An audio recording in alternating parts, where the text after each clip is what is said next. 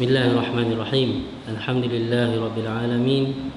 Wa nusalli wa nusallim ala sayyidina wa nabiyyina Muhammad sallallahu alaihi wa ala alihi wa sahbihi ajma'in. Amma ba'd. Pada malam ini insya-Allah kita sambung lagi pengajian usul fiqh yang insya-Allah saya akan membincangkan satu topik yang rasanya jarang diperbincangkan lah di mana-mana majlis ilmu, iaitu topik tentang sebab khilaf yang berlaku di kalangan ulama. Sebab khilaf ataupun perbezaan pandangan di kalangan para ulama. Macam yang saya sebut kuliah yang lepas, di antara syarat seseorang itu boleh mengeluarkan pandangan ataupun boleh memberi fatwa. Macam kita kat Malaysia ni kadang-kadang bila sebut fatwa kita macam keliru. Fatwa ni dia macam berkait rapat dengan mufti. Sedangkan bila sebut fatwa ialah siapa-siapa saja yang orang mai tanya kat dia hukum, apabila dia menjawab hukum dia sekian-sekian, maknanya dia memberi fatwa. Itu makna dia secara orang kata apa, yang difahami oleh orang-orang yang mengaji usul fiqh ni. Dan di antara syarat seseorang tu dia layak untuk memberi pandangan ataupun menjawab persoalan-persoalan hukum apabila ditanya. Panjang sangat nak sebut tu panjang. Senang, layak memberi fatwa lah. Dia mestilah mengetahui mana-mana perkara yang menjadi sepakat ataupun ijma' para ulama. Kalau permasalahan tu ataupun hukum tersebut dia ijma' ataupun sepakat. Kita kat sini tak bincang lagi bab ijma' kan. Ijma' ataupun sepakat ni maknanya tak ada siapa-siapa pun di kalangan ulama' mujtahid yang muktabar berbeza pandangan. Jadi semua pandangannya macam tu. Itu yang kata ijma'. Mestilah seseorang yang memberikan fatwa dia tahu mana perkara yang ijma', supaya dia tak payah bagi pandangan lah. Benda dah ijma', dia pergi bagi pandangan yang lain pada ijma'. Dia bab ijma' ni dia ada beberapa kontroversi juga. Contohnya kalau kat Malaysia ni, kalau saya nak bagi contoh bab berkaitan dengan hukum darah. Adakah darah itu najis ataupun darah tidak najis? Walaupun ada beberapa hadis yang menunjukkan sahabat tetap meneruskan solat walaupun dalam keadaan berdarah, tapi hukum darah ni ijma' di kalangan ulama najis. Jadi benda yang menjadi sepakat ataupun ijma' di kalangan ulama, seseorang yang hendak memberikan fatwa dia kena tahu ini ijma'. Ini adalah perkara ijma', supaya dia tak payah duk buat keluar satu pandangan baru dah. Ataupun lebih tepat kita kata, supaya dia tidak melanggar ijma'. Sebab ijma' ni hukum dia qat'i, putus. Ataupun kita kata dia menyalahi ijma'. Satu lagi perkara yang perlu diketahui oleh orang yang hendak memberikan fatwa, macam soal jawab agama lah. Kita kat Malaysia ni famous soal jawab agama. Macam soal jawab agama dalam radio, soal jawab agama dalam TV, soal jawab agama dalam masjid. Jadi antara perkara yang perlu diketahui ialah sebab-sebab khilaf di kalangan ulama', ataupun kenapa ulama' berbeza pandangan dalam satu-satu permasalahan. Ini satu bab yang cukup besar sebenarnya, yang cukup besar. Dan antara karangan yang telah dikarang berkaitan dengan permasalahan ni, yang bagi saya yang agak famous, saya tak pasti ada tak dalam bahasa Melayu terjemahan, iaitu kitab Raf'ul Malam Anil A'immatil A'lam. Raf'ul Malam Anil A'immatil A'lam, ataupun kita nak terjemah dia, kita mengangkat celaan, menangkis celaan dan cercaan terhadap ulama-ulama yang terkenal, ulama-ulama yang A'immatil A'lam. Nak terjemah payah, A'immatil A'lam. Siapa yang karang? Karangan Syekhul Islam Ahmad bin Abdul Halim. Sebut nama Ahmad bin Abdul Halim, orang tak kenal tu. Siapa dia Ahmad bin Abdul Halim ni? Ibn Taymiyah lah. Ini kitab yang paling orang kata apa, saya rasa bermanfaat lah, sebab dia buku kecil je, nipis je. Nipis. Satu lagi buku kecil juga, kitab Al-Insaf. Al-Insaf karangan Syah Waliullah Ad-Dahlawi. Saya tak pasti ada tak terjemahan lah. Jadi kita dekat Malaysia ni memang kurang terjemahan. Satu. Yang kedua, pihak-pihak yang belajar perkara ni pun dia setengah je lah, saya tak kata semua. Dia kurang menguasai bahasa Arab untuk dia mentelaah buku-buku, karangan-karangan, karya-karya ulama-ulama besar dulu ni, yang semuanya memang dalam bahasa Arab lah. Jadi dah lah terjemahan kurang.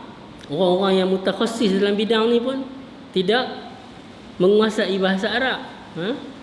Jadi makin orang kata apa, orang yang memang tak tahu langsung bahasa Arab, tak bukan khusus dalam bidang pengajian Islam ni, tak sampai.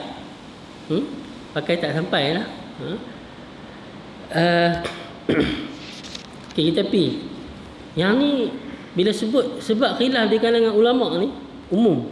Maksudnya bukan ulama yang membahaskan dalam perkara fiqh saja. Segala-galanya lah. Apa yang membuatkan ulama khilaf? Sama ada dalam permasalahan fiqh ataupun dalam permasalahan akidah dan sebagainya. Ada orang kata akidah tak khilaf. Susah juga untuk kita kata akidah tak khilaf. Sedangkan para sahabat sendiri pun khilaf dalam bab akidah. Contohnya, adakah mayat mendengar apa yang diperkatakan oleh orang yang hidup terhadap mayat? Itu pernah dengar permasalahan ni kan? Abdullah bin Umar kata, apa ni, dengar sebab peristiwa lepas perang Badar tu Rasulullah pergi bercakap dekat hak yang orang kata apa, pahlawan Quraisy ni. Aisyah menafikan. Itu contohnya. Begitu juga dalam permasalahan masa Rasulullah Isra' dan Mi'raj. Adakah Rasulullah melihat Allah? Itu khilaf juga di kalangan sahabat. Tak, yang Rasulullah nampak, ada sahabat kata yang Rasulullah nampak cahaya. Ada sahabat kata tak, memang Rasulullah nampak Allah. Itu khilaf. Kalau khilaf di kalangan ulama yang terkemudian ni lagi banyak lah. Itu yang munculnya Mu'tazilah, Murji'ah, Khawarij. Apa yang menyebabkan mereka khilaf? Itu juga. Yang pertama, ini yang paling orang kata apa, nak kata dia punca utama pun boleh juga. Nak kata dia punca utama pun boleh juga. Sebab tabiat bahasa Arab tu, guna istilah apa? Tabiat lah. Saya kata tabiat, nature bahasa Arab tu. Dan itu pengarang-pengarang Arab lah tulis. Tapi bagi saya, semua bahasa nature dia macam tu. Semua bahasa nature dia macam tu, tabiat dia macam tu. Kadang-kadang ada seorang dia buat keluar satu statement, satu kenyataan. Satu tu yang kenyataan dia. Selagi kita tengok A faham lagu ni, B faham lagu lain, C faham lagu lain. Ada sampai 5-6 orang faham lain. Tak kira hak suat abang faham, suat abang faham lagi lain. Kan? Itu yang kata cara orang faham. Sebab tabiat bahasa tu. Tabiat bahasa lebih-lebih lagi lah. Mungkin kalau kita nak sokong, lebih-lebih lagi lah bahasa Arab. Tabiat bahasa Arab. Dari segi perkataan yang sama, makna dia dipahami berbeza-beza. Makna dia dipahami berbeza-beza. Itu yang dikatakan sebab pertama. Kadang-kadang ada makna yang berbeza tu, berbeza yang membawa kepelbagaian. Dia satu makna, satu perkataan, dia ada beberapa makna. Dan makna tu semua makna yang hampir sama. Dan dia membawa kepelbagaian lah kepada terjemahan perkataan tu. Hak ni tak ada masalah. Hak jadi masalah satu perkataan yang membawa makna yang banyak dan kesemua makna tu ataupun makna-makna tersebut saling bertentangan. Yang ni yang jadi masalah. Okey. Yang paling famous perkataan quru. Perkataan quru. Wal mutallaqatu yatarabbasna bi anfusihinna thalathata quru. Quru. Quru ni dia berbeza di kalangan Hijaziyun. Maksudnya orang Arab di Hijaz dengan Iraqiyun. Orang Arab di Iraq. Saya nak terjemah lebih-lebih apa Hijaziyun, Iraqiyun ni pun nak payah juga kan. Apa faham macam tu sudahlah.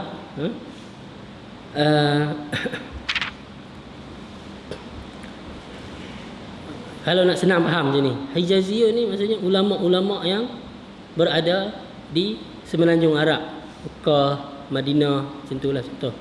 Kalau Iraqiyun, ulama-ulama yang berada di Iraq, Kufah, Baghdad, Basrah, macam tu. Dia ulama-ulama di Hijaz, dia mengatakan makna dia tuhur, suci. Ulama-ulama Iraq, dia mengatakan makna quru' ni adalah haid. Satu suci, satu haid. Orang-orang perempuan yang telah diceraikan, hendaklah mereka berada di dalam iddah ataupun menahan diri. Yatarabbasna, maksudnya dia tahan diri dia daripada dia menerima pinangan orang lah. Selama 3 quru'. 3 quru'. Satu makna 3 kali suci, satu lagi makna 3 kali haid. Dan kedua-kedua ulama' ni, pasal apa pula ulama' Iraq kata macam ni, ulama' Hijaz kata macam ni? Adakah mereka tu yang baru berbeza pandangan? Tak. Daripada zaman jahiliah lagi dah. Perkataan quru' tu difahami oleh orang Arab 2 makna. Sebab tu sahabat-sahabat Nabi sendiri pun ada yang berpandangan quru' ni makna suci, ada yang berpandangan quru' ni makna haid. Kalau dalam buku ni dia buat main syair-syair Arab hak dulu ni. Dulu kalau orang nak tahu kata ni perkataan ni makna dia apa, dia buat main syair Arab. Maksudnya Al-Quran kata tu kan, Quran ni diturunkan di dalam bahasa Arab bilisanin Arabiyyin mubin, dengan lidah Arab. Dia buat main hak syair-syair Arab dulu kala ni. Ini makna dia yang Arab faham. Ataupun hak statement Nabi, hadis Nabi sallallahu alaihi wasallam, Nabi nak maksudkan apa di situ? Tengok perkataan tu apa yang difahami oleh Arab. Maksudnya Al-Quran ni turun dalam bahasa Arab yang difahami oleh orang Arab pada waktu itulah.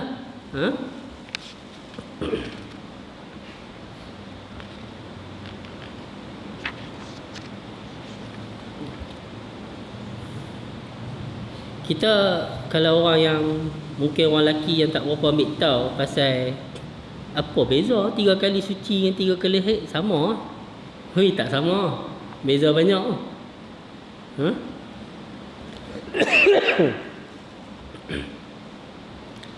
Katalah kalau kita ambil pandangan 3 kali suci tu, makna dia apa?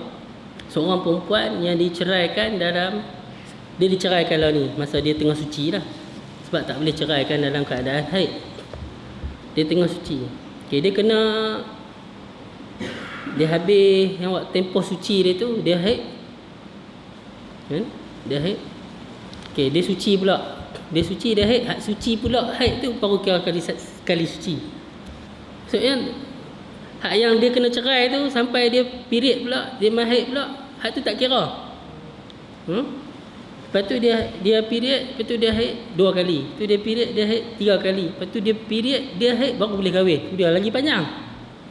Tapi kalau kata 3 kali haid, dia dicerai kalau ni, dia tunggu sampai dia period tu sekali. Tu dia suci, tu dia period 2 kali. Tu dia suci, dia period sekali 3 kali, lepas tu dia boleh kahwin dengan orang lain lah. Itu maksudnya tempoh dia lagi pendek. Apa itu? Satu lagi, jadi ulama' nak kena beristihad lah. Makna dia lebih rapat kepada suci ke kepada haid. Itu yang berlaku khilaf. Okay? Hari ni kita akan nak bincang pandangan ulama' mana rajih tak rajih ni. Yang penting malam ni, kenapa mereka berbeza pandangan. Tadi saya kata tu, tabiat bahasa Arab tu. Yang kedua, yang tak kurang, orang kata apa, kontroversi juga, menjadi khilaf di kalangan ulama'. Dia banyak contoh, saya nak ambil contoh-contoh yang ni lah kan. Iaitu tentang sabda Rasulullah SAW dalam hadis Bukhari dan Muslim, muttafaqun alaih. Qassus syawariba wa a'ful liha, khaliful musyrikin, waffirul liha wa a'fus syawarib. Dia ada banyak riwayat, banyak. Yang kita nak ambil point kat sini, qassus syawarib ni Nabi sebut suruh pendekkan, potong misai. Wa a'ful liha, perkataan a'fu ni, wa a'ful liha, daripada perkataan afa. Qala, ada satu pandangan mengatakan sebab bahasa, dari segi bahasa Arab, wa a'ful liha ni, a'fu tu ada 2 makna, dan kedua-dua makna bertentangan. Satu, waffiru wa kathiru.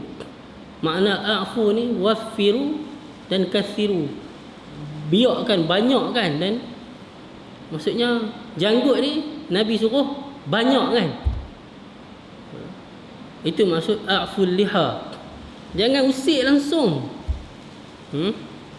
Jangan usik langsung. Macam mana tumbuh macam tu lah, lagi banyak. Kita orang Melayu sebut bela janggut. Istilah dia bela kan. Waffiru dengan wakathiru. Satu lagi, di segi makna bahasa dia, qassiru wa anqisu, bertentangan makna dia. Qassiru wa anqisu maksudnya pendekkan dan potongkan. Lah ni makna dia pendekkan dan potongkan ke, biar bagi banyak, bela bagi besar ke? Yang mana satu? Dua-dua bahasa Arab. Dua-dua bahasa Arab. Jadi di sini ulama kena khilaf, kena ijtihad. Ni lebih dekat pada makna mana? Itu ada dia punya perbahasan lain lah. Untuk kita nak kata apa, nak mentarjihkan makna yang mana. Ni tugas ulama untuk tarjih. Tugas ulama tu.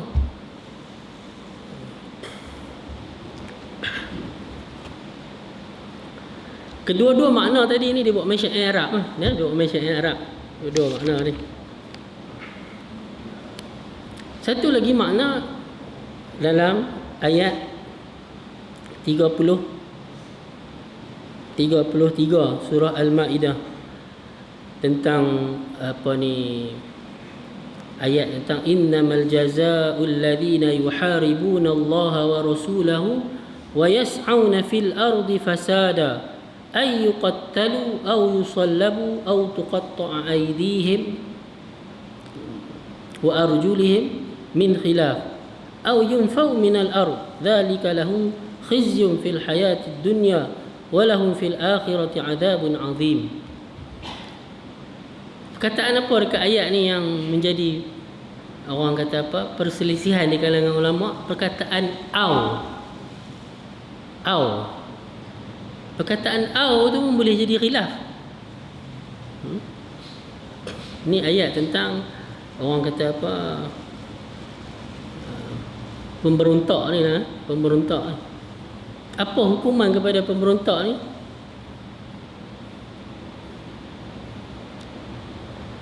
Berdasarkan ayat ni, sebahagian ulama berdasarkan bahasa lah.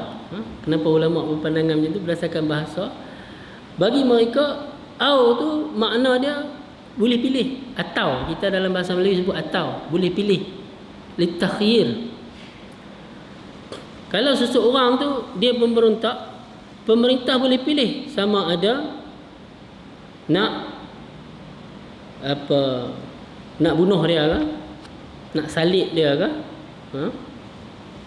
nak potong tangan dia secara silang ke, ataupun nak buang negeri. Boleh pilih, yang mana-mana pun boleh pilih.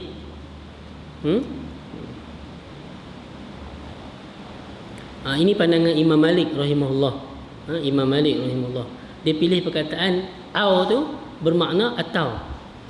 Tapi sebahagian ulama yang lain, dia au di sini makna dia litafsil wa tab'id. Dia ada kategori. Dia ada huraian lah, pendetailan lah. Makna dia apa? Siapa dia yang dia pemberontak, lepas tu dia bunuh orang, masa dia buat kacau tu dia bunuh orang dan dia curi harta, yang ni dia dibunuh secara salib.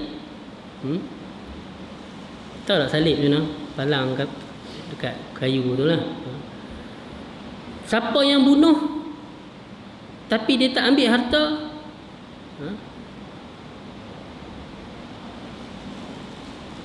dia dibunuh saja hukum dia. Siapa yang ambil harta dia tak bunuh, dia ni dikerat tangan dia dengan kaki dia cara silang, tangan kanan kaki kiri. Maksudnya ikut tera mana dia punya, dia punya ni. Kalau dia buat yang ni saja, hukum dia yang ni. Kalau dia buat yang ni dengan yang ni, hukum dia yang ni. Kalau dia buat yang ni, itu maksud dia. Dia di situ tu bukan dia terbuka untuk kata pilih yang mana nak ambil. Tak, macam tu. Perkataan tu. Macam tu juga perkataan wa. Allah sebut apa? Ya ayyuhallazina amanu idza qumtum ila as-salati faghsilu wujuhakum wa aydiyakum ila al-marafiq wamsahu bi ru'usikum wa arjulakum ila al-ka'bain. Ayat tentang wuduk kan.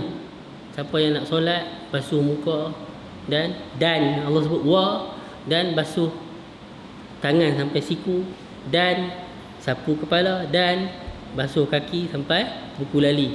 Dan di sini ni makna apa? Itu yang kita duk jumpa lah ni. Tertib tu jadi rukun ke tak jadi rukun? Kalau dan tu makna dia kena ikut tertib tu, ataupun dan di sini tak payah ikut tertib, ikutlah nak basuh kaki dulu ke, kepala dulu ke, tangan dulu.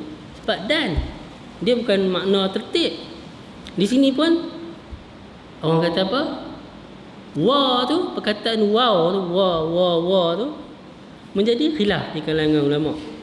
Tu kadang-kadang kita heran juga. No? Ayat pasal wuduk ni, ayat tu satu lah dalam surah Al-Maidah. Tak salah saya ayat nombor 6. Tapi khilaf pasal wuduk ni punya banyak. Ulama-ulama ni semua depa rujuk ayat mana? Kadang-kadang semua orang kan, saya ni tak maulah nak rujuk ulama-ulama ni. Duk jadi khilaf ni pasal rujuk ulama, saya nak rujuk Quran terus. Dari satu segi betul kenyataan dia tu, dari satu segi salah. Sebab ulama hak tadi, hak khilaf tadi, semuanya rujuk Quran tu. Quran yang sama, ayat yang sama, tapi cara mereka faham tu yang berbeza. Mai seorang lagi mamat mana tu, dia baru mengaji. Dia kata, saya kalau duk pergi ikut ulama ni, saya jadi celaru duk khilaf tu. Baik saya pergi ikut Quran terus. Dia pergi buat satu pandangan baru pula. Lepas tu esok mai mamat mana pula ikut pandangan dia. Takkah lagi banyak lagi pula lepas tu baru satu dah 8.5 dah. Macam mana? Okey, tak apa, kita pergi terus yang kedua. Yang kedua, sebab khilaf Saya dah sebut dah semua malam ni dia macam compile lah kan. Sebab khilaf kerana hakikat dengan majaz. Makna hakiki ataupun makna majazi. Majaz ni orang kata apa? Kiasan lah. Boleh terjemah majaz ni kiasan.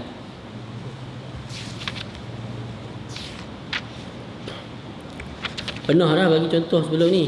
Contoh paling famous ialah aula mastumun nisa. Adakah la mastum tu makna hakiki iaitu pegang, ataupun la mastum tu makna majazi iaitu jima'? Itu khilaf di kalangan ulama. Kenapa khilaf? Cara faham sama ada dia makna hakiki ataupun dia makna majazi. Macam tu juga orang kata perkataan-perkataan yang lain. Cari saya.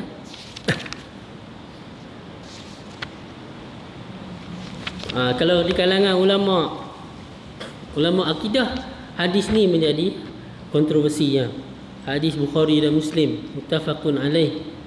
Hadis yunzilu rabbuna kulla lailatin ila sama'id dunya thulathal lailil akhir fayaqulu. Panjang hadis ni sebenarnya. Yang poin penting kat sini tentang disebut Allah Tuhan turun ke langit dunia pada sepertiga yang akhir malam. Khilaf kat mana? Turun makna hakiki ke turun makna majazi? Tu dia panjang jela.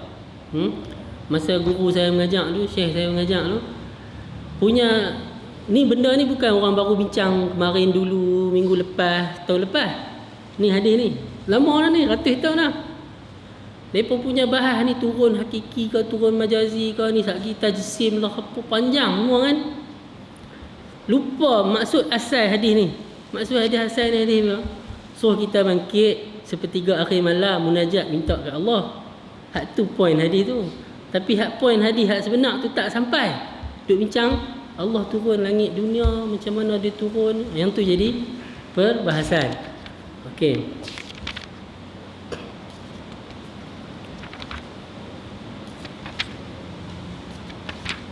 Contoh lain pula. Kan nak pergi yang sebab ketiga dah. Pas setengah dah pun. Kalau kita pergi yang ketiga pula. Contoh ni boleh cari lagi lah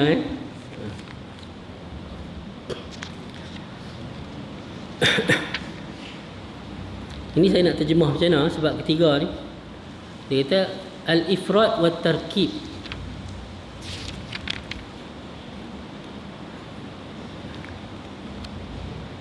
Tentang dia mengambil hukum daripada satu sumber ataupun dia mengumpulkan sumber-sumber yang pelbagai.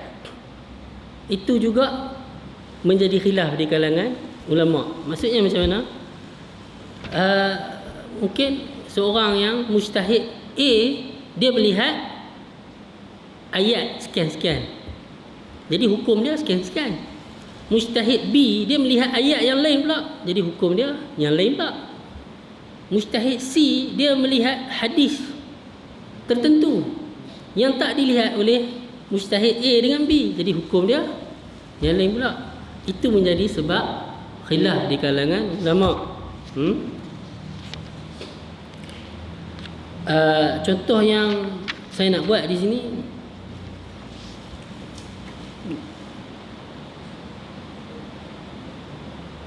cerita daripada seorang nama dia Abdul Waris bin Sa'id. Abdul Waris bin Sa'id ni dia cerita dia pergi ke Mekah dan dia pun berjumpa di Mekah tu Abu Hanifah, Imam Abu Hanifah. Faqultu lahu, dia pun kata dekat Imam Abu Hanifah, ma taqulu fi rajulin ba'a bai'an wa syarata syartan. Apa pandangan kamu? Dia minta hukum lah ni, dia minta hukum. Seseorang lelaki dia menjual sesuatu dan dia memberi syarat. Dia nak jual satu benda tapi dia bagi syarat. Ada orang mungkin dia nak jual kereta, dia bagi syarat apa sport rim ni saya ambil balik lah. Dia nak jual kereta, dia ada syarat. Dia letaklah syarat apa pun. Macam orang perempuan nak kahwin, boleh nak kahwin dengan saya, tapi syarat dia tak boleh kahwin dengan orang lain masa saya masih jadi isteri. Boleh tak? Ada urus niaga yang ada syarat. Okey. Qala Abu Hanifah kata al-bai'u batil wasyartu batil. Jual beli itu pun batil, tak betul, salah. Syarat tu pun salah. Dua-dua salah. Fa'ataitu ni perawi ni nama Abdul Waris ni. Fa'ataitu Ibnu Abi Laila. Ulama besar Ibnu Abi Laila ni. Dia pun tanya dekat Ibnu Abi Laila, al-bai' soalan yang sama. Boleh tak orang ni dia jual tapi dia tak syarat? Dia kata al-bai'u jaiz wasyartu batil. Jual beli tu boleh berlaku, jual beli tu, syarat tu yang tak terpakai. Jual beli depa tu, transaksi depa tu sah, syarat tu tak terpakai. Dia pi pula jumpa nama Ibnu Shuburmah. Seorang alim besar di kalangan tabi'in. Apa jawapan dia? Al-bai'u jaiz wa syartu jaiz. Jual beli itu pun harus, syarat tu pun harus. 3 orang dia jumpa, 3 orang jawapan beza-beza. Selalulah kita sendiri pun berhadapan dengan masalah macam ni. Selalulah no. Ustaz ni jawab lagu ni, ustaz ni jawab lagu ni, ustaz ni jawab lagu ni kan. Lepas tu dia pun kata, ya subhanallah, dia kata, thalathatun min fuqaha'il Iraq la yattafiquna ala mas'alah. 3 orang fuqaha Iraq tak sepakat dalam masalah ni. Fa'udtu ila Abi Hanifah. Dia pun kembali kepada Abu Hanifah. Dia pun habaq. Bukan soalannya hari tu aku tanya tu, aku tanya dekat 2 orang lagi. Ibnu Abi Laila dengan Ibnu Shuburmah. Apa Abu Hanifah kata? Ma adri, aku tak tahulah apa yang depa ni punya pandangan. Tapi pandangan aku ni, dia kata haddatsani Amru bin Shu'aib an abihi an jaddihi. Tu dia habaq dia punya apa? Sanad tu. Haddatsani Amru bin Shu'aib an abihi, daripada bapa dia, an jaddihi, daripada tok dia.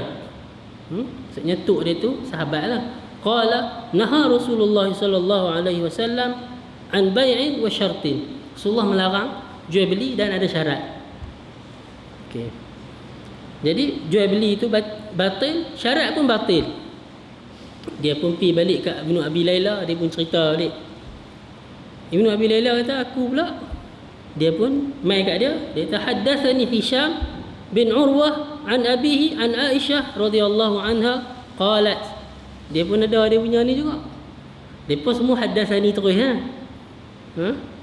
Depa dengan Nabi tu tak jauh mana, semua mai haddatsani, mai jumpa dia haddatsani terus Kita lah kot mai jumpa kita, aku tak tahu, yang aku tahu betul kan. Kitab ni kata. Apa dia Ibnu Abi Laila kata? Hadis dia tadi tu, an Aisyah qalat amarani Rasulullah sallallahu alaihi wasallam an ashtariya barirah fa'atiqaha. Hadis ni naik panjang. Hadis yang Aisyah ni, Rasulullah suruh dia beli seorang hamba nama Barirah, cerita hamba Aisyah ni. Dan supaya disuruh merdeka kan. Jadi kesimpulan daripada hadis ni tadi, jual beli tu boleh, syarat tu yang tak boleh. Sebab buat syarat untuk beli untuk dimerdekakan. Wallahu alam. Hadis tu nak cerita jadi panjang lah hadis Aisyah tu. Kesimpulannya nak abang kata berdasarkan hadis Aisyah ni, jual beli boleh, syarat tu tak boleh. Kalau yang tadi jual beli tu pun jadi tak boleh sebab buat syarat macam tu. Pi kat Ibnu Shuburmah, dia kata macam tadi, dia pun mai kat dia kata haddatsani Mis'ab bin Kida bin Maharib bin Dathar an Jabir qala bi'tu an-nabi sallallahu alaihi wasallam ba'iran wa syarata li humlanihi ila al-Madinah. Jabir ni hadis famous, hadis Jabir ni kan. Hadis riwayat Muslim, hadis yang apa Ibnu Abi Laila tu riwayat Imam Muslim, hadis yang Abu Hanifah tadi tu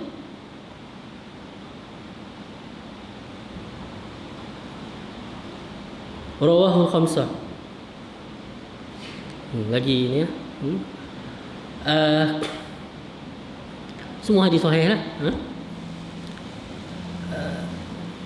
Dia jual dekat Nabi unta, tapi syarat dia nak menunggang lagi unta ni sampailah ke Madinah. Masa tu depa dalam perjalanan balik ke Madinah, dia jual kat unta tu kat Nabi, tapi dengan syarat unta ni dia akan tunggang sampailah ke Madinah. Jadi jual beli itu pun boleh, syarat tu pun boleh. Ni yang kata sebab yang ketiga. Sebab yang ketiga ni tadi saya kata apa? Nak mengumpul semua sumber ataupun melihat kepada satu sumber tu yang tentang ifrat wa tarkib. Melihat kepada satu hadis saja ataupun melihat kepada keseluruhan.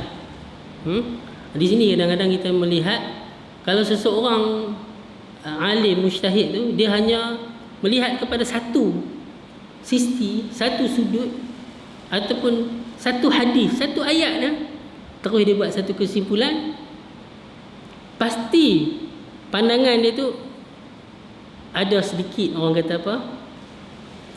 Kepincangan. Kepincangan berbanding dengan mujtahid ataupun alim yang melihat kepada pelbagai sumber. Banyak lagi contoh yang lain ni. Setiap tadi tu banyak contoh. Tapi setiap contoh ni nak cerita panjang-panjang. Saya takut saya duduk cepat-cepat ni lagi. Sebab waktu antara maghrib dengan isyak ni memang pendek sangat lah. Tadi buka puasa dulu, terus sembahyang maghrib, terus sembahyang sunat. Yang keempat, sebab khilaf ialah dari segi umum dan khusus. Kita pernah cerita itu kat sini, umum dengan khusus pun boleh menyebabkan khilaf.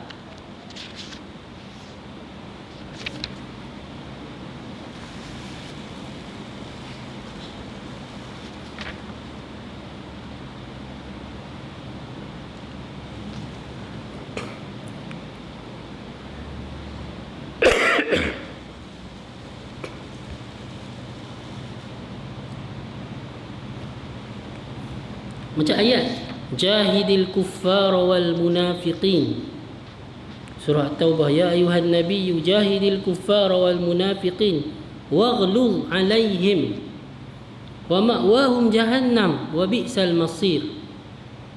Ini perintah Allah kepada Nabi supaya memerangi orang-orang kafir. Al-kuffar umum, semua orang kafir. Wal munafiqin umum, semua orang munafik. Waghluz alaihim, dan keras terhadap mereka. Kalau melihat kepada umumnya ni, umum lah. Adakah kena melihat kepada ada perkara lain yang mengkhususkan ayat ni? Ini yang perlu diijtihadkan oleh ulama.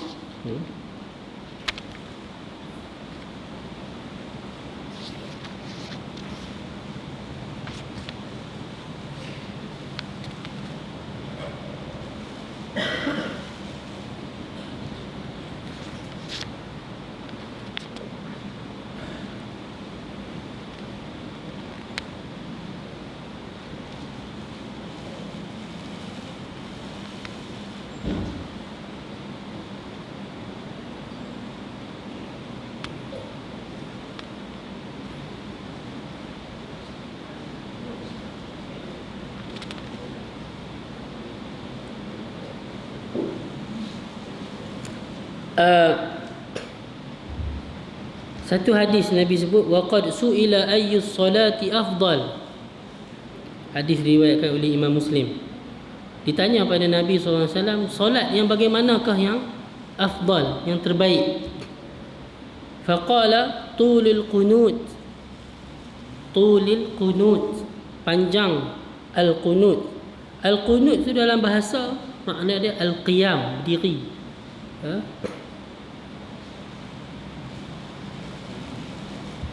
Umum. Jadi di sini pun menjadi khilaf lah. Sebab adakah makna yang mengkhususkan kepada makna ayat-ayat lain ataupun hadis-hadis lain yang mengkhususkan keumuman al-qunut tadi tu, iaitu al-qiyam tadi. Yang penting sebab kenapa ulama khilaf ialah tentang satu perkara yang umum ataupun melihat kepada umum ataupun melihat kepada khusus. Satu lagi sebab, ini yang satu orang kata apa, bahasan yang panjang, dia sendiri dia. Kalau nak bahas dia, yang ni satu kuliah yang asing, kerana melihat kepada riwayat. Melihat kepada riwayat. Hak ni kena orang kata apa, satu pengajian lain lah. Nak bincang hak ni tentang riwayat hadis lah. Rijalnya, sanadnya, apa, lafaz-lafaz dalam hadis ni berkaitan dengan hadis. Kalau hak ni nak buat contoh, nak cari contoh, nak bahas malam ni pakai tak ada lah. Tapi nak cerita bagi, dia berkaitan dengan riwayat. Dia berkaitan dengan riwayat.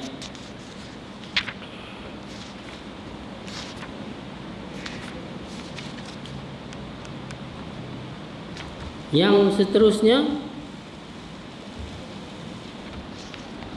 dari segi ijtihad dan qiyas. Kenapa berbeza pandangan? Kerana ada sebahagian ulama dia tidak, orang kata apa, tidak bersetuju boleh qiyas. Kita bincangkan bab qiyas dulu ni kan.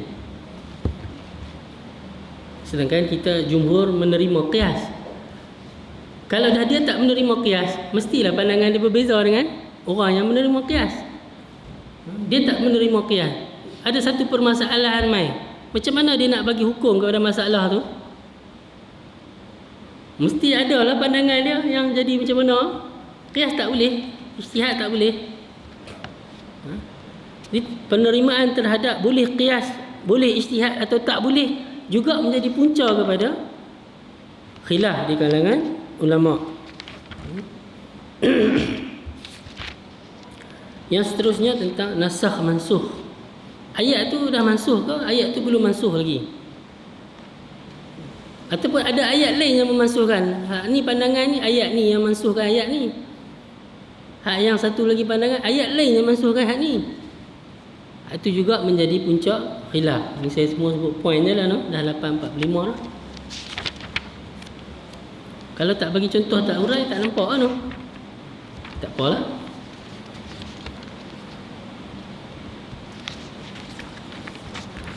Satu lagi yang menjadi sebab khilaf di kalangan ulama tentang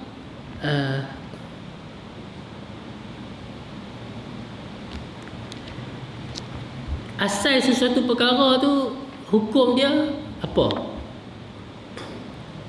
Al-aslu fil asya'. Asal satu perkara ni, hukum dia apa? Kalau ulama yang berpandangan hukum asal satu perkara ni haruslah. Kalau ada ulama kata asal satu hukum satu perkara tu haram, melainkan ada dalil yang mengharuskan, baru jadi harus. Macam itulah dia punya pandangan. Dan ada juga pandangan yang mengatakan asal satu perkara, bila dah tak sebut dalam Quran dan hadis, kita tak kata harus, kita tak kata haram. Itu pun ada juga pandangan yang macam tu. Itu juga menjadi khilaf, sebab khilaf di kalangan ulama. Jadi saya pun sebenarnya nak pilih tajuk ni malam ni. Saya pun duk agak lah, memang tak boleh bahas lah tajuk ni. Tajuk ni besar, nak bahas antara maghrib isyak kan. Duk agak lah, memang tak sempat. Tadi kita bahas hak yang sebab hak pertama tu ya, dah makan masa panjang lah kan. Jadi wallahualam, mungkin kuliah saya ni lebih kepada memberi gambaran awal lah kepada mana-mana muslimin, muslimat, tuan-tuan, perempuan yang berminat nak mendalami, nak mengaji, boleh mengaji secara khusus, secara orang kata apa, dengan disiplin yang lebih baik lah. Dan amat-amat digalakkan sangat-sangatlah. Orang yang nak mempelajari usul fiqh ni sepatutnya dia belajar bahasa Arab dulu. Dia belajar bahasa Arab dulu. Sebab term-term dia memang dalam bahasa Arab, dan kitab-kitab rujukan dia pun memang dalam bahasa Arab. Dan memang payah untuk seseorang tu macam saya ni lah, nak mengajar usul fiqh kepada orang yang memang tak ada background bahasa Arab. Saya pun nampak pengajian usul fiqh ni sampai sebelum Ramadan ni lah. Lepas Ramadan kena tukar tajuk lain lah. Saya pun dah tak reti nak ajak orang subjek usul fiqh ni jika memang tak ada background bahasa Arab. Wallahualam, kita tengok lepas bulan puasa, lepas raya esok, tajuk apa pula yang kita nak ambil. Aqulu qawli hadza wa astaghfirullah li wa lakum. Assalamualaikum warahmatullahi wabarakatuh.